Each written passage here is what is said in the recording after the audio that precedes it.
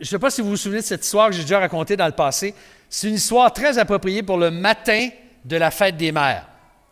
Alors, ce sont deux jeunes garçons de 4 et 6 ans qui apportent une plante dans un pot à leur maman le dimanche matin de la fête des mères. Alors, ils avaient utilisé leur argent qu'ils avaient économisé durement, là, je ne sais pas comment ils avaient, mais en tout cas, leurs petites allocations que les parents avaient données. En tout cas, ils avaient acheté ça, et puis leur maman était ravie du pot qu'il leur avait apporté. Alors, le plus vieux des garçons, avec un visage triste, il dit à sa mère, il dit, « Maman, il y avait un bouquet chez le fleuriste qu'on aurait voulu te donner. Il était vraiment joli, mais beaucoup trop cher. Il y avait un ruban sur lequel il est écrit « Repose en paix ». Il aurait été parfait pour toi, parce que tu nous demandes toujours la paix. Et tu nous demandes de rester tranquille pour que tu puisses te reposer. Alors, la suite de l'histoire ne nous dit pas si la maman a ri ou si elle était, je vais employer un autre jeu de mots, si elle avait les nerfs à fleur de peau, P-O-T.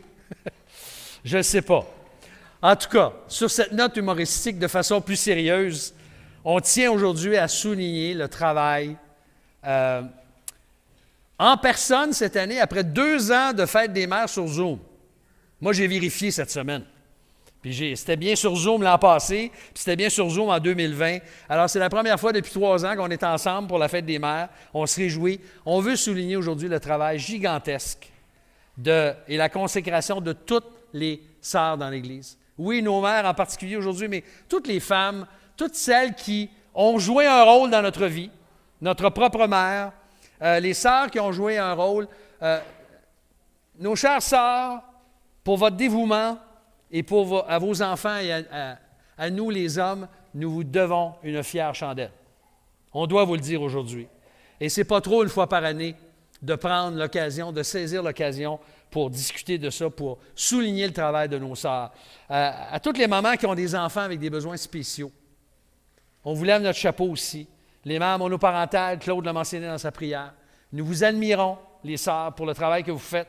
Et pour des sœurs peut-être qui n'ont pas l'appui beaucoup de leur mari dans l'éducation de vos enfants, on veut vous redire aujourd'hui que vous êtes une inspiration, un modèle d'affection et de persévérance avec vos enfants.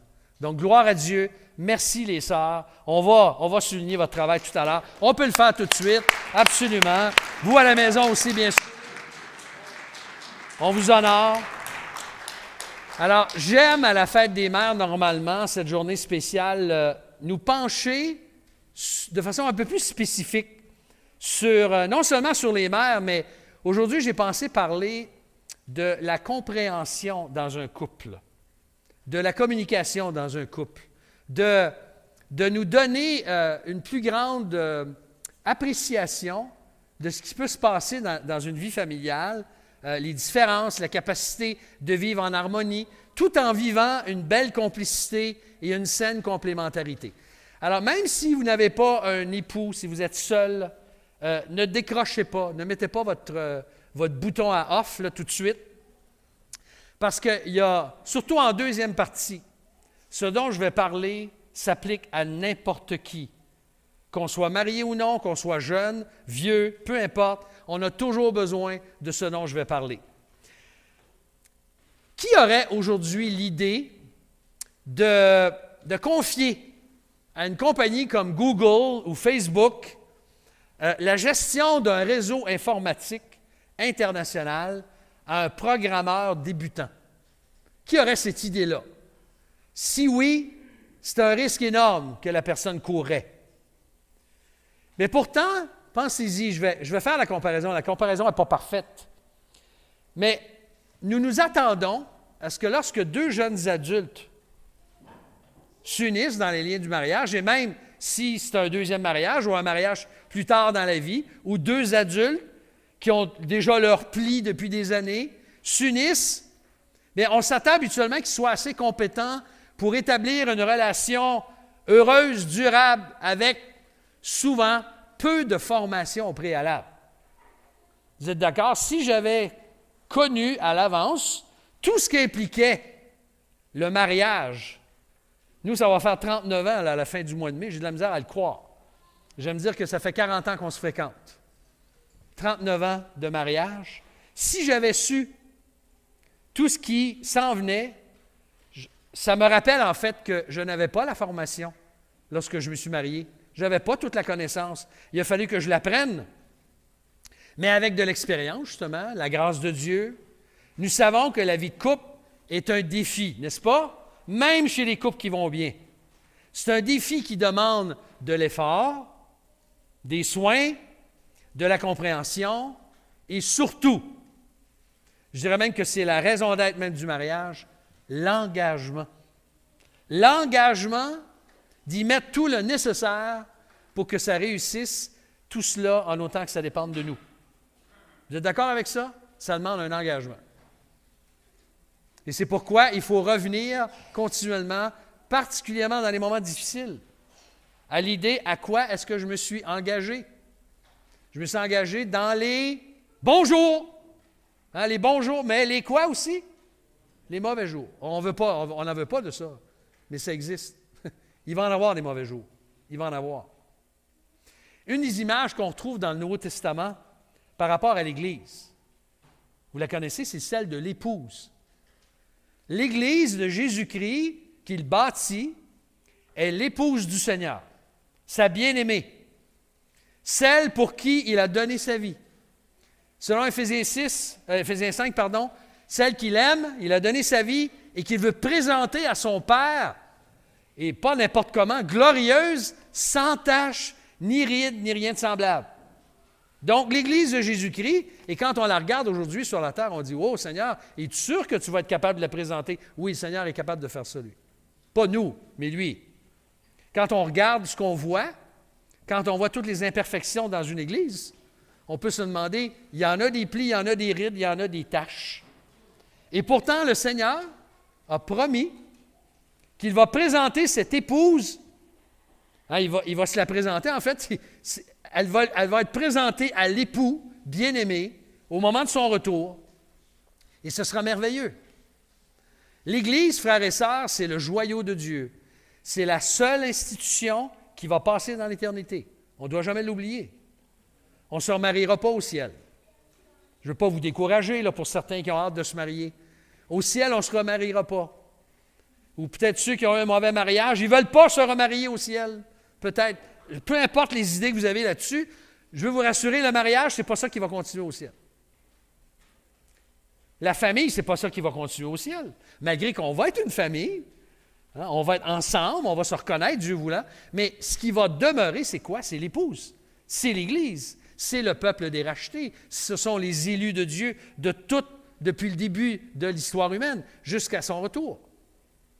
Alors, comment est-ce qu'une épouse peut honorer nos sœurs? Et c'est là le titre, une épouse qui honore les femmes. Il faut bien comprendre, l'épouse dont je parle ici, c'est l'Église. C'est l'Église dont je parle. Alors, comment pouvons-nous, comme Église, mieux honorer nos sœurs?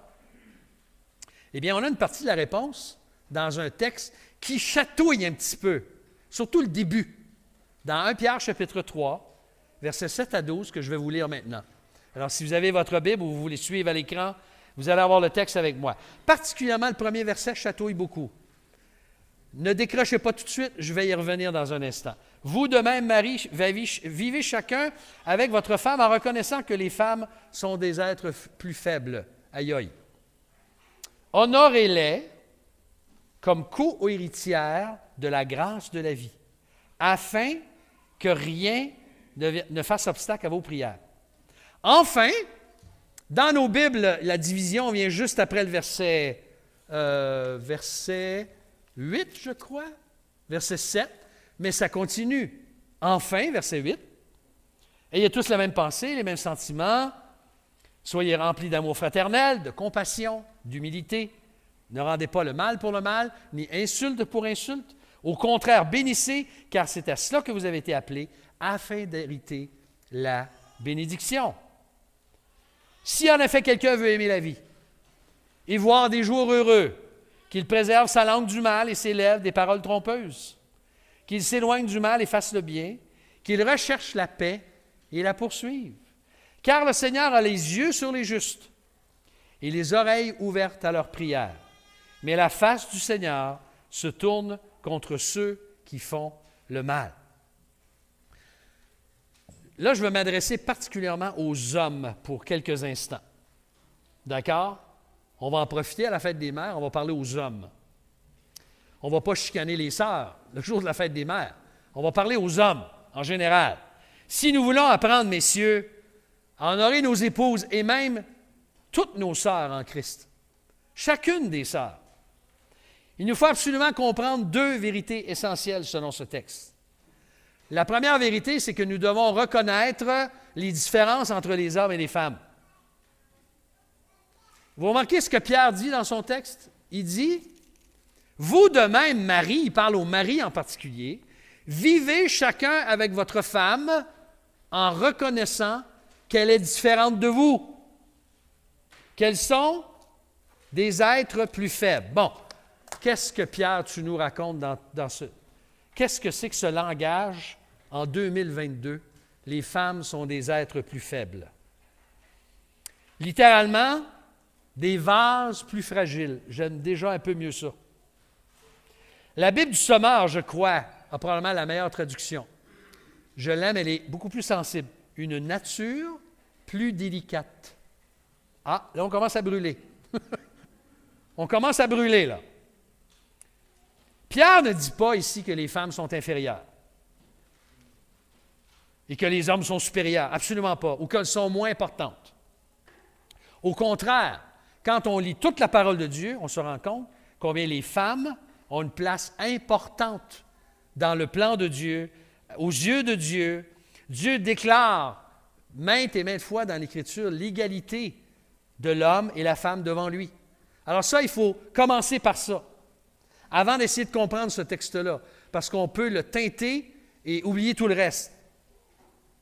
La parole de Dieu élève la place de la femme. Elle déclare son égalité avec l'homme devant Dieu.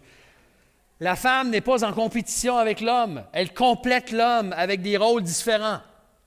Ça, essentiellement, c'est ce qu'on voit dans l'Écriture. Un homme et une femme sont différents, contrairement à ce qu'on essaie de nous faire croire de plus en plus dans la société. Que les hommes et les femmes sont pareils. Non, ils ne sont pas pareils. Ils ne sont pas créés, ils n'ont pas été créés avec toutes la même façon de voir les choses.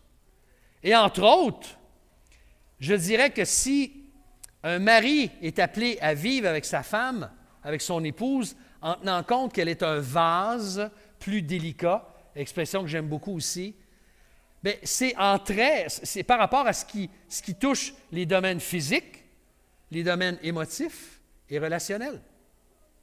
Et quelles sont les différences notoires entre les hommes et les femmes? Eh bien, vous les connaissez comme moi, comme par exemple, bien, les hommes aiment partager les faits, alors que les femmes aiment partager leurs sentiments. Maintenant, ce que je veux dire ici, ce n'est pas la loi des Mèdes et des Perses, ce sont des généralités qu'on trouve. Il y a des exceptions. Vous allez dire, ben moi, je ne suis pas comme ça. C'est correct.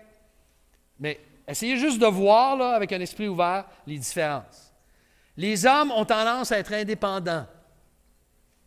Et moi, je dis oui, c'est vrai. Je les connais, les hommes. J'en suis un.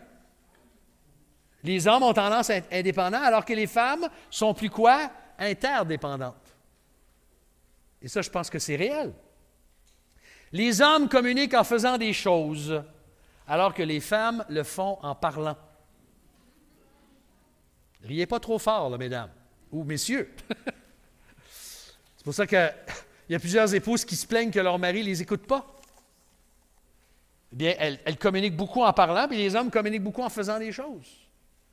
Comme l'épouse qui dit à son mari, « Ben, tu ne m'aimes pas », puis le mari répond, « Mais je te l'ai dit il y a 25 ans que je t'aimais, lorsqu'on s'est mariés. » Je vous rappelle, une femme demande à un homme si elle l'aime, ce n'est pas de l'information dont elle a besoin. C'est du réconfort. Et ça, on oublie ça des fois. Mais oui, je te l'ai dit hier, je te l'ai dit la semaine passée. Tu le sais que je t'aime, voyons. Je te donne ma paye à toutes les 2 semaines. C'est de l'amour, ça. Hein, on fait des choses, nous. Je t'ai rendu service, je t'ai fait ton café, tatati, tatata. On fait des choses, les hommes. Les hommes ont tendance aussi à aimer la compétition. Tu verrais ça? Absolument. Tandis que les femmes ont tendance à coopérer. Je ne dis pas que les hommes ne coopèrent pas, là, mais on parle des différences notoires générales. Les hommes ont tendance à dominer alors que les femmes ont tendance à s'accommoder. Combien d'histoires vous entendez? Ça s'est beaucoup parlé récemment. Les cas de violence conjugale et tout ça. Beaucoup de femmes sont prêtes à rester avec des hommes qui sont des monstres des fois. Parce qu'elles s'accommodent, elles apprennent à vivre avec ça, même dans un climat toxique. Au niveau des pensées aussi, on est aussi très différents. Par exemple, les hommes ont tendance, vous avez remarqué, et j'en suis parfaitement convaincu parce que je le fais tout le temps moi-même, les hommes ont tendance à diviser leurs préoccupations en divers compartiments. On les appelle les tiroirs. Hein, moi, hier, j'ai utilisé mon tiroir, travail à l'extérieur, ouvrir la piscine, aller chercher du bois chez mon frère. Là, à un moment donné, je suis arrivé chez nous. Là, j'ai ouvert le tiroir pour mon épouse. Là, j'avais le tiroir-ci, puis le tiroir pour Église, puis le tiroir pour ça. Tandis que ce soit l'épouse, le travail, la santé, l'Église, les parents, la maison, les finances, les amis, les enfants, les vacances, on a tous des tiroirs pour ces choses-là. Est-ce que je suis seul à penser ça? Les hommes, en général, on est comme ça. Pour les femmes, il n'y a pas de tiroir aussi défini. Hein, tout est ensemble, tout est interrelié. D'ailleurs, quelqu'un a dit avec beaucoup de sagesse que les hommes, avec nos tiroirs, c'est pour ça qu'on est mal commode. Malheureusement, on n'a pas les tiroirs, les femmes n'ont pas les tiroirs aussi définis. Tout est relié. Et au niveau des pensées, des émotions aussi, cette différence, elle est importante. L'ordre ou la nature des besoins varie chez l'homme et la femme. Il y a une étude sérieuse qui démontre d'ailleurs quelles sont les priorités pour une épouse, puis quelles sont les priorités pour un mari. Et je vais parler de choses assez claires ici, mais je me souviens, Robert Charpentier nous avait partagé ça lors d'une conférence qu'on avait eue à Philemon Wright sur le Cantique des Cantiques. Je me souviens quand il avait donné les deux listes, ça avait réagi un peu. Et c'est normal. Par exemple, la femme en général, les besoins sont l'affection, la conversation, l'honnêteté, la franchise, le soutien financier, l'engagement familial. Souvent les 5 les plus importants. Il y en a toute une autre série, là. Il y en a 48 autres avec ça, là. Mais ce sont les 5 les plus notoires qu'on va retrouver. Tandis que chez l'homme, quels sont les besoins? Satisfaction sexuelle, camaraderie, une épouse attirante, soutien domestique et l'admiration de son épouse. Ça, c'est souvent les 5 choses qui vont occuper l'esprit du mari. Maintenant, ça ne veut pas dire, en passant, que tous les hommes sont des pervers, là. Je ne voudrais pas que vous compensiez ça. Mais souvent, on parle au niveau des pensées, la réalité des différences entre les hommes et les femmes. Il y a aussi des réalités que les hommes ont de la difficulté à saisir chez les femmes. Comme par exemple, plus difficilement, les femmes ont besoin de marques d'affection personnelles et authentiques. Elles ont besoin d'être continuellement réconfortées par rapport à l'amour de leur mari et de son affection, entre autres, si elles sont mariées. Il y a peu de femmes, mes frères, qui se trouvent belles ou assez belles. Saviez-vous ça?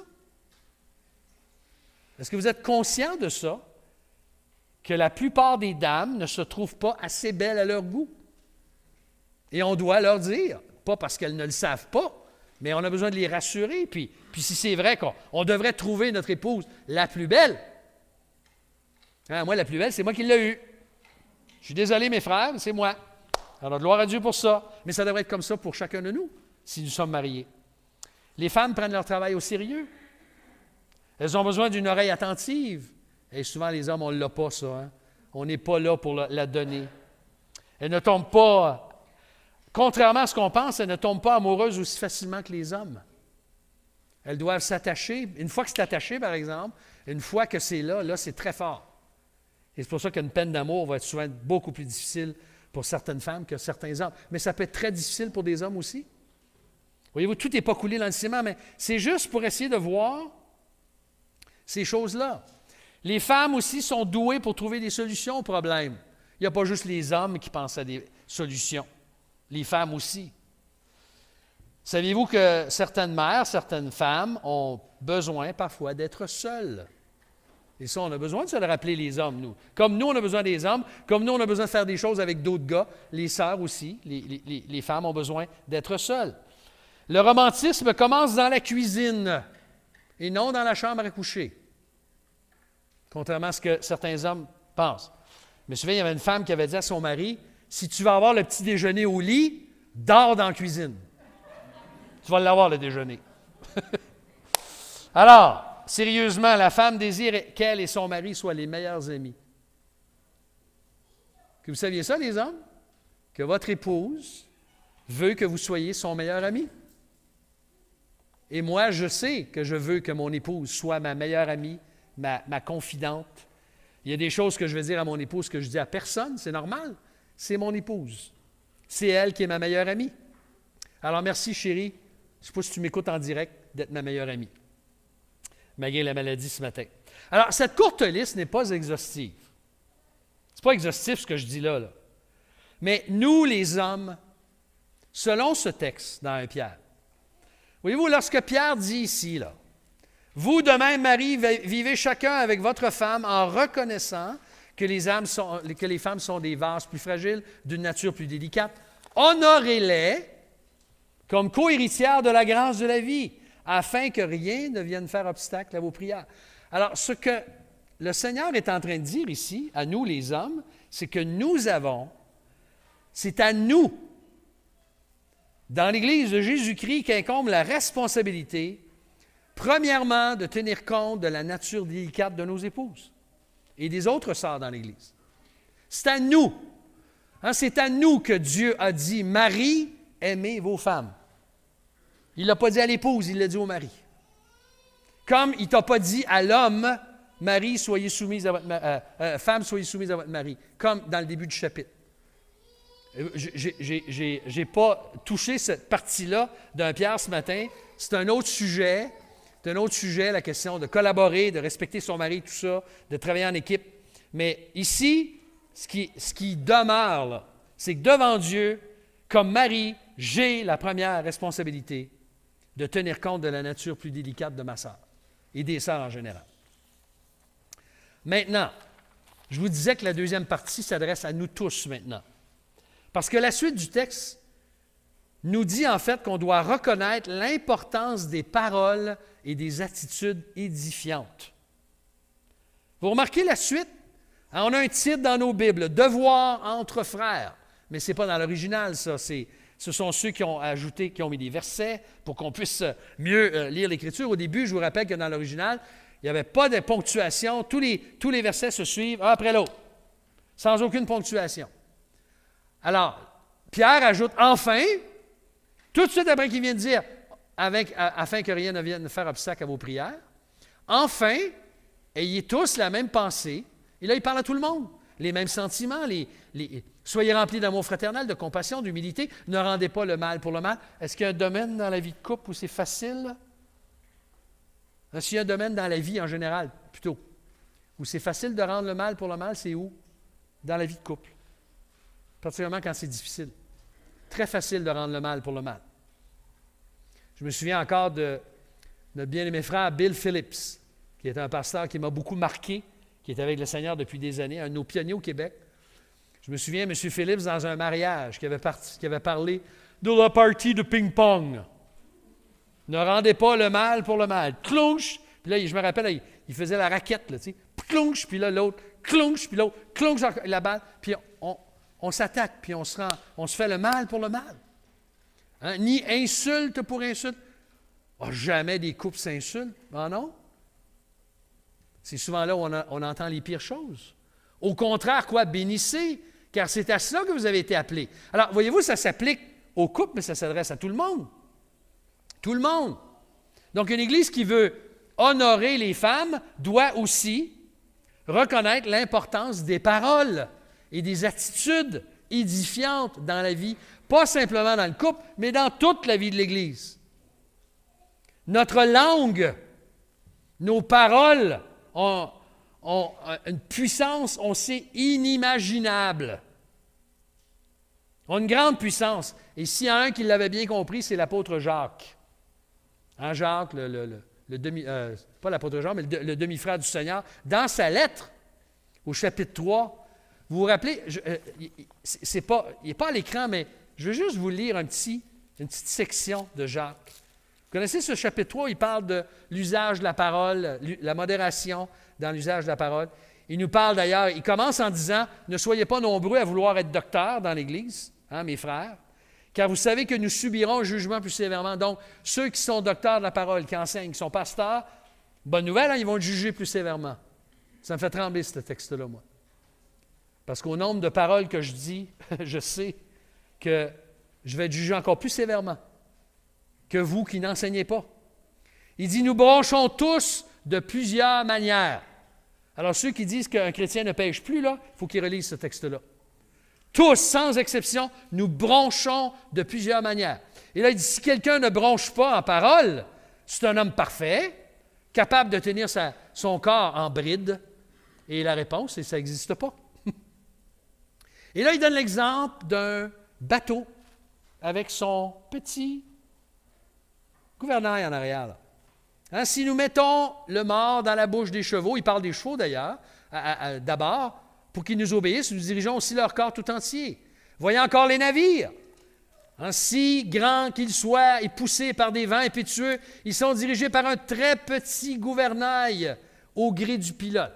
Hein, le gouvernail, c'est ce qui est en arrière et qui fait varier le bateau, la direction. Et là, il donne l'exemple. On en a tous un petit gouvernail, nous aussi. Là, ça s'appelle la langue. La langue est un petit membre, mais elle a de grandes prétentions. Voyez comment un petit feu peut embraser une grande forêt. Or, la langue aussi est un feu.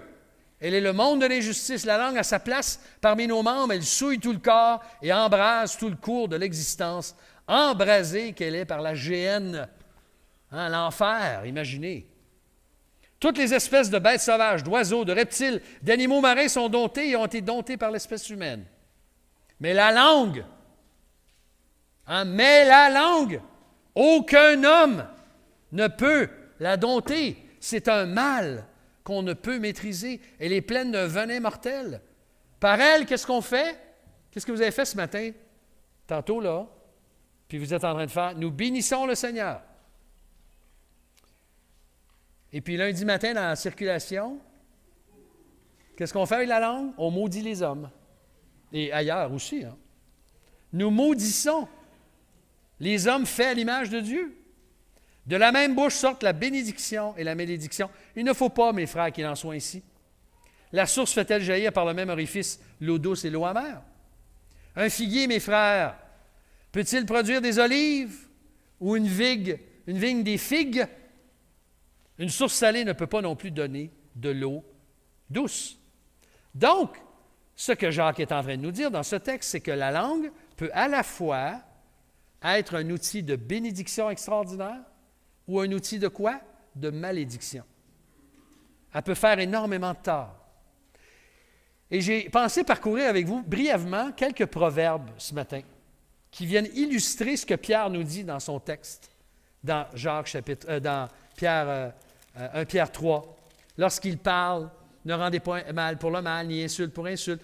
Au contraire, bénissez. Puis là, il ajoute, il parle des lèvres, celui qui préserve sa langue du mal, ses lèvres des paroles trompeuses, qui s'éloigne du mal, qu'il fasse le bien, qu'il recherche la paix, puis que le Seigneur a les yeux tournés vers ceux qui sont justes.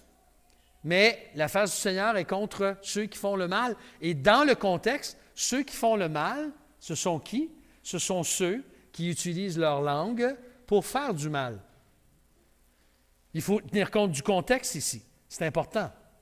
Donc, même Pierre vient de dire, vous avez remarqué, je n'en ai même pas parlé, mais que la façon qu'on traite nos épouses, les frères, avec nos paroles, peuvent fermer le ciel, peuvent fermer nos prières, peuvent faire obstacle à nos prières, fermer les oreilles de Dieu à notre égard. Alors, les proverbes ont beaucoup d'enseignements à nous donner. Par exemple, on voit ça dans les proverbes, ça revient, des paroles utiles. Je vous donne quelques exemples. Une parole dite à propos, prête, préparée, appropriée. Proverbe 15, 23, on éprouve de la joie à donner une réponse de sa bouche, et combien est agréable une parole dite à propos. Hein, vous entendez un enseignement, il y a un frère ou une sœur qui vous partage quelque chose, vous entendez un compliment, une appréciation, et on dit quoi? Hey, une parole agréable, une parole à propos, ça fait tellement bien à l'âme. Comme des pommes d'or sur des ciselures d'argent, Proverbe 25, 11, ainsi est une parole dite à propos. C'est une bénédiction. Ensuite, une langue douce, polie, aimable, hein, par la langue. Oui, c'est ça. Une langue douce, c'est ça. Par la lenteur à la colère, on fléchit un prince et une langue douce peut briser des os. Elle a une puissance bénéfique de faire tomber des gens dans le bon sens. Proverbe 25, 15. Et l'inquiétude, hein, une bonne parole, l'inquiétude dans le cœur de l'homme là-bas, mais une bonne parole, le quoi? Le réjouit. Pensez au nombre de fois dans votre vie que vous étiez inquiet, vous étiez préoccupé, et quelqu'un vous a apporté une bonne parole. Qu'est-ce que ça a fait? Ah, ça vous a réjoui, ça vous a fait oublier votre inquiétude. Ça l'a apaisé. Donc, une bonne parole, dire ce qui est bien, ce qui est plein de bonté. Des paroles agréables aussi, pleines d'entrain, plaisantes, qui font du bien. Hein, les paroles agréables sont un rayon de miel, Proverbe 16, 24 nous dit. Douce pour l'âme et salutaire pour le corps. Tu vois, quand tu lis la parole de Dieu, ou tu entends la parole de Dieu, puis tu entends des paroles agréables, pas manipulées, agréables, qui te touchent, qu'est-ce que ça fait pour ton âme? Ça t'apporte une douceur. C'est salutaire même pour ton corps. Tu vas te sentir mieux même physiquement à écouter la parole de Dieu. Des paroles agréables, pleines d'entrain, plaisantes, qui font du bien aussi. Non, ça je viens de le mentionner. Des paroles vraies, sûres, dignes de confiance. Ne t'ai-je pas pour toi mis par écrit des conseils et des réflexions pour t'enseigner des choses sûres, des paroles vraies, afin que tu répondes par des paroles vraies à celui que tu envoies? Des paroles vraies, là. La vérité libère, frères et sœurs. Souvent, on a peur. Si quelqu'un savait ça, souvent, la meilleure chose qui peut nous arriver, c'est que la vérité éclate pour qu'on soit libéré, qu'on soit vraiment pardonné et libéré dans notre cœur et dans notre âme. Ensuite, on a aussi les paroles, malheureusement, les paroles néfastes. Si les paroles utiles sont une bénédiction pour nos âmes, comme Jacques le dit dans son épître, des paroles néfastes peuvent faire beaucoup de mal. On retrouve d'ailleurs très explicitement dans l'Écriture l'exemple de paroles perverses, hein, immorales, tordues, vulgaires, trompeuses, et notre monde n'en manque pas de ça. Tu allumes la télé aujourd'hui, puis c'est que de ça. La langue douce est un arbre de vie, mais la langue perverse, qu'est-ce qu'elle fait? Elle brise l'âme. Et même Jacques nous dit qu'il parle des convoitises qui font guerre à l'âme. Mais on voit que la langue perverse, elle brise l'âme. Elle souille, elle salit. Des paroles insensées aussi, ou déraisonnables, ridicules, coupables. La bouche de l'insensé cause sa ruine et ses lèvres sont un piège pour son âme. N'est-ce pas vrai, ça? N'est-ce pas réel, Proverbe 18, verset 7? Ou encore des paroles dures. Ce sont des paroles très néfastes. Accusatrices, amères, abusives, sévères. On peut en dire ça quand on est en conflit. Une réponse douce calme la fureur, mais une parole dure, qu'est-ce qu'elle fait? Paf! Elle excite la colère. C'est ce qu'elle fait, Proverbe 15.1. Ou encore des paroles irréfléchies, spontanées, imprudentes, inconsidérées. Celui qui veille sur sa bouche garde son âme. Celui qui ouvre de grandes lèvres court à sa perte. Combien de fois on peut se mettre les pieds dans les plats hein, avec notre bouche? En passant en français, on ne peut pas se mettre le pied dans la bouche. Anglicisme total. Put your foot in your mouth, ça ne se dit pas en français, tu te mets les pieds dans les plats en français. Et ça, on est tous capables de le faire, malheureusement. Tous capables de le faire. Alors, celui qui répond, on va l'avoir écouté. Voilà bien pour lui stupidité et confusion. Proverbe 18, 13. Et j'ai eu à confesser ça bien souvent dans ma vie aussi, que j'avais trop souvent répondu sans avoir d'abord bien écouté. Tel qui parle légèrement blesse comme un glaive, mais la langue des sages apporte la guérison. Quelle différence! Proverbe 12, verset 18. Alors, voyez-vous, messieurs, mesdames, les jeunes comme les plus vieux, ce petit membre ici, là, il a une puissance infinie.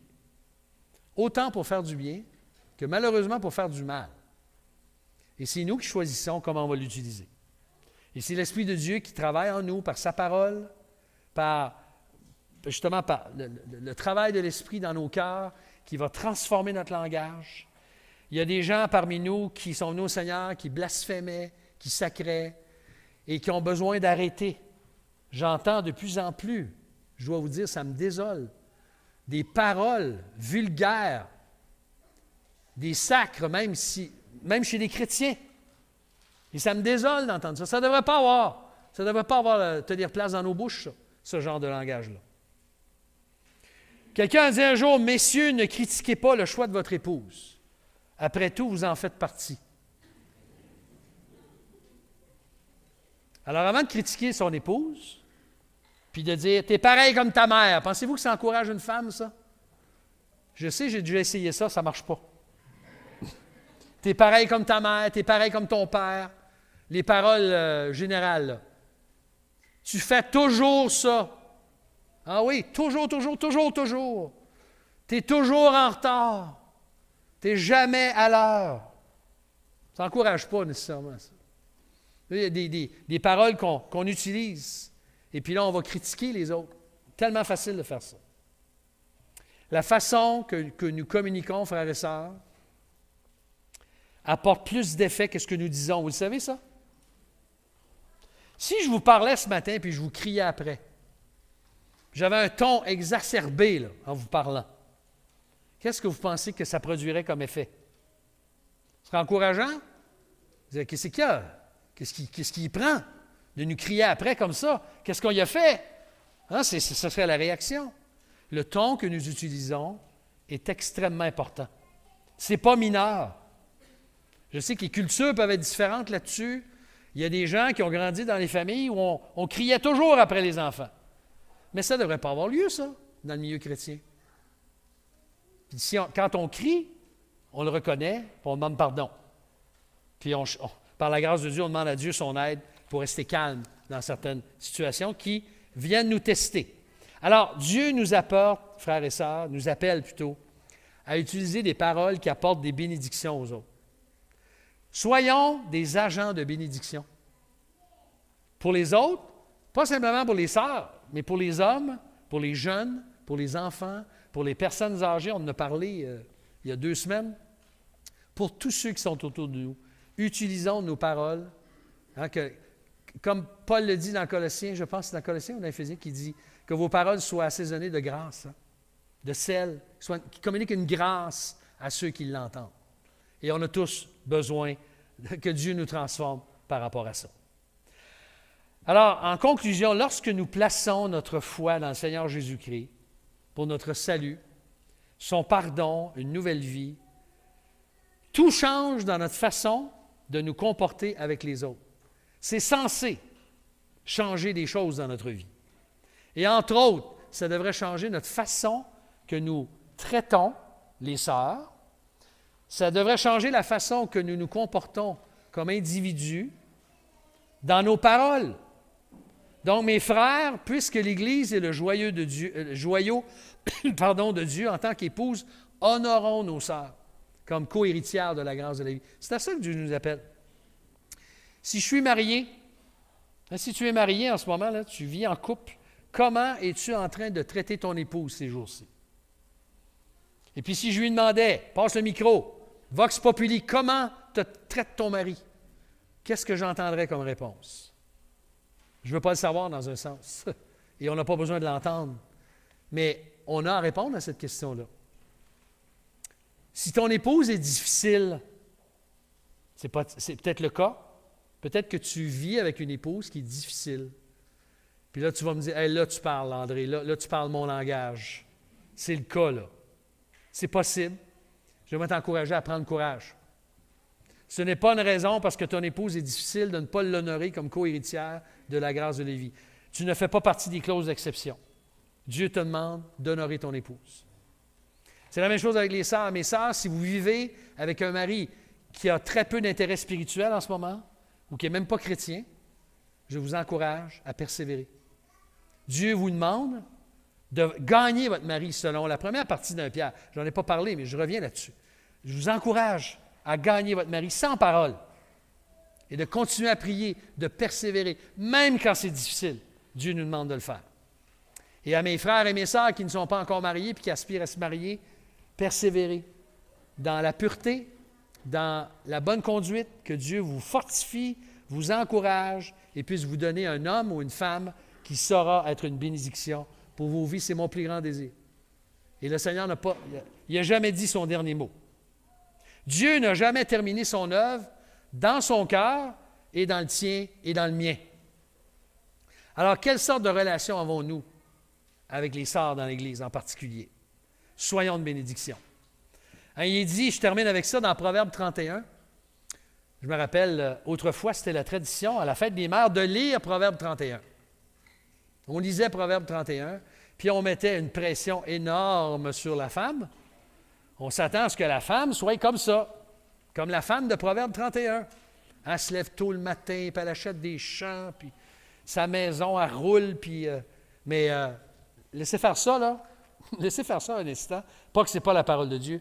Mais rappelez-vous la fin du chapitre. Ses fils se lèvent et la disent heureuse, et que son mari se lève et lui donne des louanges. Hein, complimenter ton épouse, l'honorer. Alors la question qu'on peut se poser, quel geste, quelle action pouvons-nous faire pour mieux honorer nos sœurs? Si on est marié à notre épouse, mais les autres sœurs dans l'Église. Leur rappeler que nous aimons. On va leur remettre des fleurs dans un instant, mais c'est plus que ça, hein? Que les sœurs sont vraiment précieuses pour nous. Alors que Dieu nous donne la grâce, comme épouse, comme Église de Jésus-Christ, de vivre ces paroles à notre tour. C'est ce que Dieu nous demande. Et si on n'a pas encore la joie de connaître le Seigneur, pour avoir la capacité de faire ça, eh bien, venons à lui. Si tu m'écoutes ce matin sur YouTube, que ce soit en direct ou en différé, que le Seigneur puisse toucher ton cœur, t'attirer à lui, transformer ton cœur, transformer ta bouche, afin que tu puisses honorer celle que Dieu place autour de nous. On va se courber. Seigneur, merci. Merci pour ta grâce. Merci pour ta parole. Merci pour ce que tu veux accomplir dans nos vies. Seigneur Jésus, nous voulons te remercier que toi, tu es notre modèle par excellence. Tu as toujours su utiliser ta langue d'une façon édifiante et parfaite. Même, Seigneur, quand tu reprenais les scribes et les pharisiens, tu as su dire la vérité avec amour. Tu as agi, ô Dieu, et tu étais parfait, et tu l'es encore, et c'est toi notre modèle. Seigneur, viens à notre secours aujourd'hui. On a besoin d'être transformés. Il y a des frères qui vivent avec des épouses peut-être plus difficiles. Il y a des épouses ce matin qui vivent avec des maris difficiles, avec des enfants difficiles, avec des fardeaux. Seigneur, je te prie que tous ensemble, nous puissions placer notre confiance en toi, nous tourner vers toi et trouver en toi l'abri, le rocher, la forteresse, l'asile protecteur que tu es, notre Dieu. Nous comptons sur toi. Transforme nos paroles, Seigneur. Que notre bouche soit un instrument de bénédiction, non simplement pour nos sœurs, mais pour tous ceux qui nous entourent. C'est notre prière parce que nous te la demandons au nom précieux du Seigneur Jésus-Christ, notre Sauveur et notre Seigneur, à qui soit la gloire, l'honneur, la louange au siècle des siècles. Amen.